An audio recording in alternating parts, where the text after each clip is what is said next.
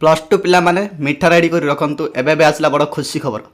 गणशिक्षा विभाग मंत्री नित्यानंद गंड कहते जुक्त 2 परीक्षा फल प्रकाश पाई समस्त प्रस्तुति हो सारी मे 20 तारिख में रेजल्ट घोषणा पाई आमे योजना करिछु। 20 तारिख प्रथमार्धर मंत्री द्वारा रेजल्ट प्रकाशित हो दिन 3 ऑनलाइन माध्यम छात्र छात्री माने परीक्षा फल ऑफिशियल वेबसाइट देखिपारे।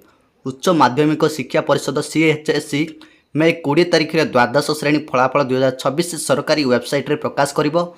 परीक्षा देइथिबा छात्र छात्री माने सेमानकर रोल नंबर एवं पंजीकरण विवरणी व्यवहार करी सेमानकर प्रोविजनल मार्कशीट ऑनलाइन रे जांच एवं डाउनलोड करि पारिबे। ठीक अछि। तबे ऑनलाइन स्कोर कोड रे विषय वारी मार्क मोट पाइथिबा मार्क ग्रेड एवं योग्यता स्थिति भली गुरुत्वपूर्ण विवरणी मध्य रहिबो। पूर्वर जमिति ऑफिशियल वेबसाइट रे डाउनलोड करा जाउतले बा ऑफिशियल वेबसाइट रे आपण माने फलाफल देखि पारुतले।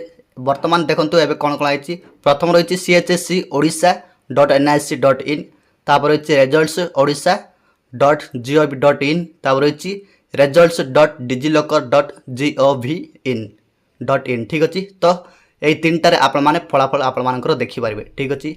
लाइक करिवे, शेयर करे, सब्सक्राइब करिवे। धन्यवाद।